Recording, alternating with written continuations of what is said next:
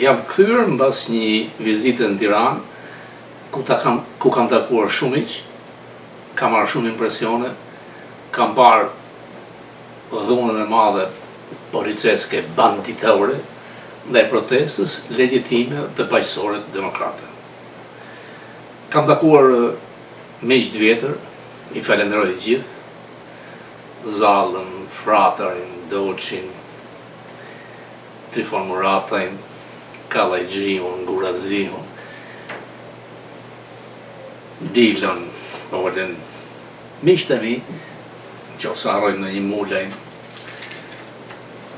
dentistin doktor Bardoshin, e shumë njerëz me të cilët kam prekur realitetin shqiptar. Isha në një kohë kur zhvilloi ajo që quhej mitingu me diasporë, në turpshme që të na quhen diasporë. Ne jemi shqiptarë që jetojmë kudo në botë, si mund të jetojnë në New York, mund të jetojnë në Tiranë, mund të jetojnë në Londër. Fjala më e goditur ishte mërgata. Nuk kam dëgjuar këtu diaspora italiane, apo diaspora gjermane, me miliona me origjinë gjermane në Amerikë. Rama kërkon të profitoj, kërkon të marrë milionat, t'ja u vjedh, nuk thot që të vinë nga, si që i quhen, nga diaspora të vinë ministra, drejtor, jo, se vjedhjet me disa $miliardë, me kompani ku është aksionari fshet, Kastrati, Mane, kudo, është ai, miliarda dollar, është dhe ajo, e cila përmes ABI Bank ka me $100 milion të kapura nga agjencit këtu, kalesën e ishujt e parajsave fiskale. Dhe ndërkohë që bota zien, ai shkon tek familja e tij, puthet me Shorosh, me një ndyrësirë anti-traditës amerikane, shkon në Spanjë, shtrihet barkas me melone, 2 persona që janë kundër Trump. Natyrisht që ndaj Shoroshit ka nisur një hetim i thellë dhe ndaj Trump e shkarkoi prokurorën e përgjithshëm, sepse ai do të ishte në pranga, janë 100 të FBI të tues që po hetojnë Shoroshin, këtë figurë që ka shkatruar thuajse çdo gjë në traditat amerikane, por dhe në botë, ndaj Europa është kjo që është sot. Në gjithë takimet që kam pasur në Shqipëri, të gjithë thonë që kur do ikë ky, do ishën 10 majt, nga LSI-ja, nga PS-ja. Rama ka kaluar çdo skaj. Ato kulla pa fund janë pikërisht paratë e pista që pastrojnë. Ndërkombëtarët, Berisha tha mos prisnin që të largojnë ndërkombëtarët. Natyrisht nuk na e kanë borx që ta heqin ata, për trysnia është atë do ta haj pesha vet. I ka ikur mendja. Shikoni si vishë ciklon. Dhe vjedhjet janë masive, por brenda partisë ti ka filluar të çojë.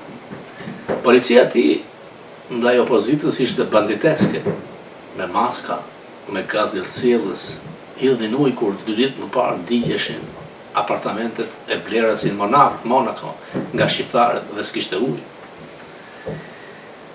Ai kërkon të skërmazë dhe më të tregoj që jam i fortë dhe mbase në kërkim dhe të viktimave nga ata që protestojnë, sepse opozita nuk ka asgjë tjetër në dorë. Fundja edhe 2 Molotov e fishek zjarën dhe i godinës ku dikurin dhe një diktator së me qeo, nuk është në i gjë e madhe. Ajo që mua më trondit është heshtja e ambasadëve të huaj, e turpshme, e pashpjegueshme.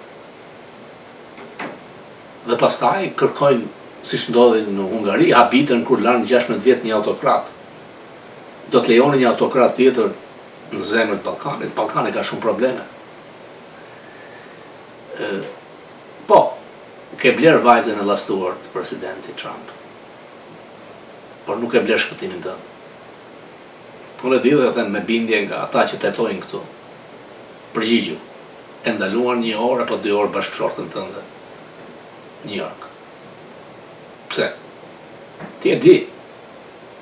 Natyrisht që s'pak dosjen e ka masive, po ti ke dosje masive këtu, me Ganegël, Sinaloan, parat e pastruar në Manhattan, hotelit e gjoja me emra të tjerë.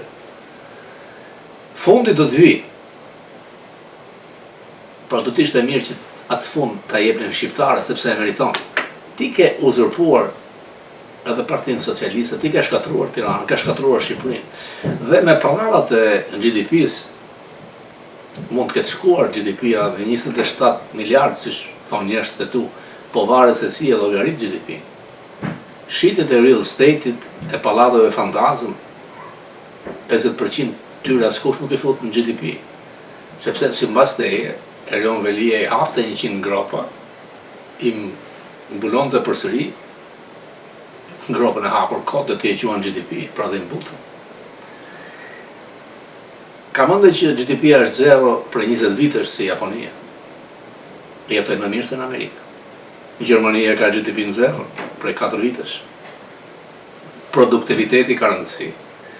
Për një orë punë, produktiviteti në vendin tënd 10 euro është. Disa herë me urët si Europës. Dhe ti kërkon që ta çbësh Shqipërinë të sjellësh afrikan-amerikan, ndaj dhe në shtetësinë një majmuni, më thonë sa Adams, me çfarë drejt? Ne që jemi në përbotë dim se sa vite na duhet të bëhemi në shtetës. Përse vi kanë kë njeri korruptuar? Dhe ti jep në shtetësinë, mos kërkon ta vësh ngarë kundër Braçës, i cili nga ata që ke është më i ndershmi, i cili nuk është korruptuar, dhe është socialist real për të marrë Bashkinë e Tiranës. Natyrisht shumë kanë rezervat e tyre dhe për opozitën. Unë nuk mendoj se është koha për zgjedhje, për të hapur krahun, të vinë të rinj. Berisha e grumbulloi atë parti dhe e shpëtoi nga shkatërimi. Është drejt atij që të vendosë ç'do të bëj për të drejtuar këtë grupim, por që duhet të japi zgjidhje alternativë të vinë pushtet. Mund të afrojnë figurat të reja, kryesin, parlament, hapet ligjit, ndryshoj. Gjatë rrugës që erdha më priti një shqiptar fisnik në Londër, doktor Milaim Lela, intelektual. Shqiptar të tillë i duan Shqipërisë dhe PD-s. Janë me mirë. Dhe janë në ndryshim të madh nga ajo diaspora qesharake e Ramës. E ndjeva veten keq sepse në rrugë kishte nga ata që më respektojnë ke ardhur për diasporën, pse më ofendon sot. Unë kam ardhur në qytetin tim. Kam qenë i detyruar të ik. Dhe nuk kam ardhur me lotari, me aplikim. Kam kërkuar azil të ky vend i madh ma ka dhënë dhe jam mirënjohës. Dhe atë luftën e klasave unë ndjej si ata tek zmalti buzëqeshës të shtirur të shumë që ata që urrejnë Berishën dhe PD natyrisht nuk ka se si t'jenë njësor me mua. Nuk ma falin, po ato nuk ka falin. I njëroj, i mëshiroj, nuk e llogaris. Emisionin tim e bëj për njerëzit që ata që më falenderuan në rrugë. Thjesht nga ky kanal YouTube. Muan që kaloj 1 milion në gjithë shikues në tuan, për numër rekord kam pasur gjithmonë. I lirë. Tesh i lirë, kjo është gjëra më e madhe, mos je shishitur. Në fund të fundit e keqja hikën me të keqja. Unë besoj, unë shpresoj, sepse s'pak do ta qiroj Rama. Rama fundin do ta ketë në pranga. Rama dhe familjarët e tij. Tani kryeministri është Balluku, njerëzit e saj. Më mirë, sepse nxorën fytyrën tek dhuna e palogjikshme. Por ne që jemi këtu në këtë mërgat, duhet të ngrem zërin. 100 shqiptarë në çdo shtet të dërgojnë një letër senatorit të tyre e detyrojnë të organizojnë një hearing në Senat. Pak nga pak, zgjoni. Bëhuni më veprimtar kudo që jeni. Nuk jemi pak. Shumica e shqiptarëve janë tradicionalist, janë kombëtarist, janë pro familjes, janë kundër wokizmit, transgentiv, vjedhjeve. Unë besoj se dhe shumica e socialistëve të ndershëm janë kundër vjedhjeve, kundër njeriu të çmendur. Dikujt që jo që nuk është shqiptar, por është anti-shqiptari më i madh. Të bësh seminar o samite për diasporën kur ty në 10 vitet e fundit prej te janë larguar 1 milion shqiptar, është qesharake. Po janë 1 milion, mallkimet e tyre dhe të nënave të tyre do të zënë.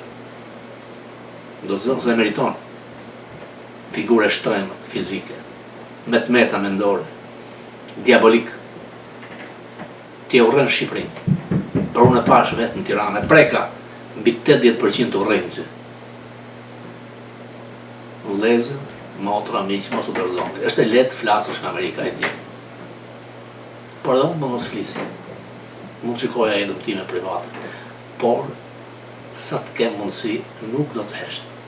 Nuk do të hesht. Mund të përshkruani mesazhe, mund ta zgjeroj, mund ta ndryshoj, mund ta kem më të gjatë, por më shumë e kam për shikuesit e mi këtu. Nuk është e lehtë që të mbash një emision free, sepse sponsorët kanë frikë, se sponsorët që vinë nga Shqipëria. Ndaj falenderoj një person si Trifon Murataj, të cilët e kanë sulmuar në Shqipëri me akuzat nga më monstruozët dhe këtu çdo të muaj merr letër nga Trump. Dhe gjykata e ka dhënë drejtën. Ai në mënyrë modeste, por e ka mbështetur fokusin. Njerëz të tillë më falenderoj për të patë mundësi, për të komunikuar më shumë, për të thënë vërtetën. Më mirë çekiç i vogël se sa kudër e madhe. Më ka thënë dikur një përndjekur politik. Nuk harrova. Unë takoj nga të përndjekur politik sa herë që vi. Pandeli Merxhani, fisnik, ndau se sa ka vuajtur ai brez fisnik në përburqje të diktaturës dhe askush nuk i tha më fal. Këta që janë pushtet, jo. Por dhe i Kram, Yni, them se nuk bëri ai sa duhet. Meritojnë respekt të madh. Sa herë që flas me Plum Lamaj, Lek Mirakaj, se janë 100 që janë këtu. Unë kam respekt ndaj tyre, ndaj nuk do të hesht.